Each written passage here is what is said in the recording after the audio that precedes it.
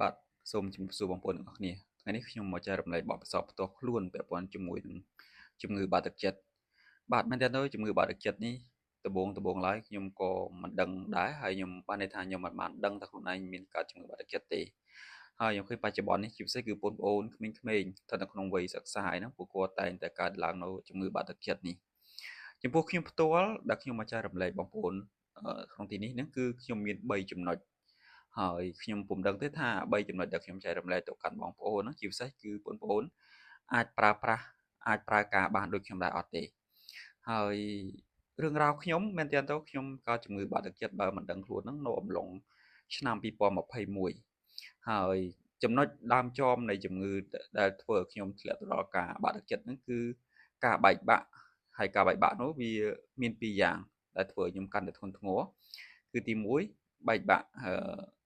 ស្នេហាអញ្ចឹងបានថាអញ្ចឹងបែកបាក់ស្នេហាហើយស្នេហារបស់ខ្ញុំនោះវាមិនមែនត្រឹមតែជាគូសង្សារទេគឺជាគ្រួសាររួមគ្នាហើយខ្ញុំបានបែកបាក់ស្នេហាហ្នឹងនៅចុង2020គឺអំឡុងពេលកូវីដហ្នឹងឯងបន្ទាប់ពីបែកបាក់ស្នេហាមួយរយៈចូលឆ្នាំ2021ខ្ញុំក៏ចាប់ផ្ដើមទទួលអារម្មណ៍មួយថាខ្លួនឯងខុសប្លែកបានន័យថាចេះតែមានអារម្មណ៍មួយបែបដូចអស់សង្ឃឹមហើយនឹងតែងតែមានអារម្មណ៍ថាហេតុអីបានជាទៅអញ្ចឹងបន្ទាប់មកទៀតអឺឆ្នាំ2021 2022ហ្នឹងគឺខ្ញុំនៅវល់ជាមួយនឹងបញ្ហាអស់ហ្នឹងគឺបញ្ហាបែកបាក់គ្រួសារអញ្ចឹងធ្វើឲ្យខ្ញុំបាក់ទឹកចិត្តមួយកម្រិតទៀតហើយចុងឆ្នាំ2022ដែលធ្វើឲ្យខ្ញុំកាន់តែមានជំងឺបាក់ទឹកចិត្តធ្ងន់ធ្ងរបំផុតនោះគឺខ្ញុំបាត់បង់ម្ដាយខ្ញុំពេលនេះបាត់បង់ម្ដាយខ្ញុំគាត់មានគ្រោះថ្នាក់គាត់ត្រូវបានចែកឋានអាហ្នឹងរឹតតែធ្វើឲ្យខ្ញុំធ្លាក់មកដល់ជំងឺមួយដែលខ្ញុំមិនដាល់យល់សោះថាហេតុអីបានជាខ្ញុំកើតជំងឺបានន័យថាខ្ញុំចេះតែមានអារម្មណ៍មួយមិនស្ងប់ក្នុងចិត្តហើយចេះតែមានអារម្មណ៍ភ័យខ្លាចហើយបញ្ជាក់ដែរថាពេលនោះខ្ញុំអាយុ27 28ឆ្នាំហើយគឺជំហានដំបូងហ្នឹងគឺកើតឡើងនៅខ្ញុំនៅចុងឆ្នាំ2021ហ្នឹងខ្ញុំចូលអាយុ26ឆ្នាំហើយមកទល់នឹងម្ដាយខ្ញុំចែកឋានហ្នឹងគឺខ្ញុំមានអាយុ28ឆ្នាំអញ្ចឹងរយៈពេលប្រហែលឆ្នាំហ្នឹងវាធ្វើឲ្យខ្ញុំគ្រាំគ្រាក្នុងខ្លួនមែនទែនប៉ុន្តែខ្ញុំមិនដឹងថាខ្លួនឯងហ្នឹងកើតជំងឺបាក់ទឹកចិត្តទេគ្រាន់តែចេះតែមានអារម្មណ៍មួយមិនសប្បាយចិត្តចេះតែមានអារម្មណ៍មួយអស់សង្ឃឹមប៉ុន្តែខ្ញុំបានប្រឹក្សាយោបល់ជាមួយចាស់ទុំក៏គាត់ក៏បានប្រាប់ថាខ្ញុំនឹងកើតជំងឺបាក់ទឹកចិត្តឲ្យខ្ញុំប្រយ័ត្នហើយក្រោយពេលខ្ញុំដឹងទៅខ្ញុំក៏បានទៅប្រឹក្សាយោបល់ជាមួយពេទ្យអីទេហើយខ្ញុំក៏មិនបានប្រើប្រាស់ថ្នាំអ្វីដែរសម្រាប់ព្យាបាលជំងឺបាក់ទឹកចិត្តរបស់ខ្ញុំអញ្ចឹងខ្ញុំបានដោះស្រាយខ្លួនឯងហើយខ្ញុំបានន័យថាមាន3ចំណុចដែលធ្វើឲ្យខ្ញុំត្រឡប់មករកសភាពដើមវិញពិតប្រាកដលែងមានជំងឺបាក់ទឹកចិត្តទោះបីជាធ្លាក់ដល់កម្រិតណាក៏ខ្ញុំដឹងថាខ្ញុំកំពុងស្ថិតក្នុងស្ថានភាពណាហើយទី1នោះគឺខ្ញុំព្យាយាមស្ដាប់ធម៌ទេសនាជាពិសេសគឺព្រះសង្ឃហើយទេសនានោះដែរខ្ញុំត្រូវជ្រើសប្រភេទធម៌ទេសនាទៀតខ្ញុំព្យាយាមស្ដាប់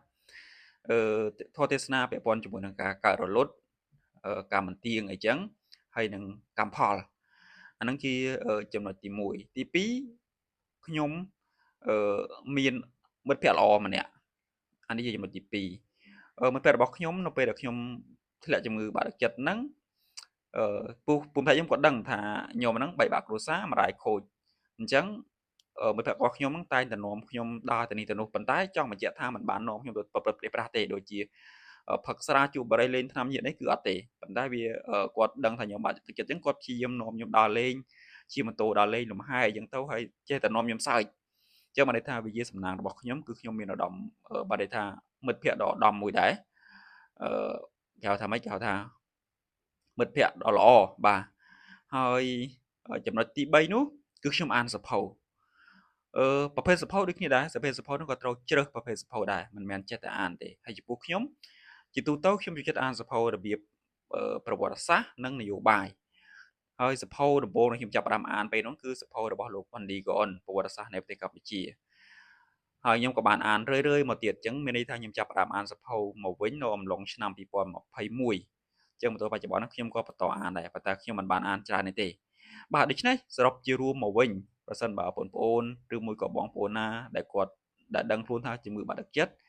គឺដូចខ្ញុំបញ្ជាក់អញ្ចឹងបើសិនជាអាចយក3ចំណុចរបស់ខ្ញុំទៅអនុវត្តបានល្អក៏គួរតែសារដែរទី1គឺការស្ដាប់ធម៌ទេសនាទី2ត្រូវមានគេហៅថាម៉េចមិត្តភក្តិល្អបាទទី3គឺព្យាយាមអានសៀវភៅមែនតើការអានសៀវភៅហ្នឹងគឺធ្វើឲ្យខ្ញុំជួយបានច្រើនមែនតើខ្ញុំចង់បញ្ជាក់បងប្អូនថាការដែលខ្ញុំបាក់ទឹកចិត្តខ្លាំងតែខ្ញុំអត់ដឹងខ្លួនហ្នឹងខ្ញុំនៅម្នាក់ឯងក៏មានអារម្មណ៍ភ័យខ្លាចហើយតែមានអារម្មណ៍ភ័យខ្លាចភ្ញាក់ផ្អើលប៉ុន្តែចាប់តាំងពីខ្ញុំបានជជែកជាមួយនឹងចាស់ទុំខ្ញុំហើយចាស់ទុំខ្ញុំបានប្រាប់ចឹងទៅខ្ញុំក៏ព្យាយាមជួយខ្លួនឯងហើយរហូតមកដល់បច្ចុប្បន្ននេះវារំលងមក5ឆ្នាំហើយខ្ញុំក៏បានល្អប្រសើរហើយខ្ញុំសង្ឃឹមថានេះគឺជាបទពិសោធន៍តូចមួយចំពោះបងប្អូនជាពិសេសបងប្អូនដែលនៅក្នុងវ័យមួយដែលងាយនឹងធ្លាក់ជំងឺបាក់ទឹកចិត្តប៉ុន្តែបងប្អូនត្រូវចាំថាមានតែខ្លួនយើងទេព្រោះជំងឺបាក់ទឹកចិត្តនេះខ្ញុំមិនដឹងតាមវិទ្យាសាស្ត្រយ៉ាងម៉េចទេក៏ប៉ុន្តែចំពោះខ្ញុំបានទៅប្រឹក្សាយោបល់ជាមួយពេទ្យឬមួយក៏ពេទ្យចិត្តសាស្ត្រអត់ទេហើយអត់បានលេបថ្នាំអីទេប៉ុន្តែខ្ញុំអប់រំចិត្តខ្លួនឯងដូចខ្ញុំបានបញ្ជាក់អញ្ចឹងគឺមាន3ចំណុចទី1គឺស្ដាប់ធម៌ទេសនាទី2ខ្ញុំមានមិត្តភក្តិល្អទី3ខ្ញុំអានសៀវភៅបាទសង្ឃឹមថាវីដេអូនេះជាចំណែកតូចមួយនិងក៏ជាប្រយោជន៍ទៅកាន់បងប្អូនជាពិសេសគឺបងប្អូនដែលមានជំងឺបាក់ទឹកចិត្តបាទអរគុណច្រើនជម្រាបលាជួបគ្នាវីដេអូក្រោយ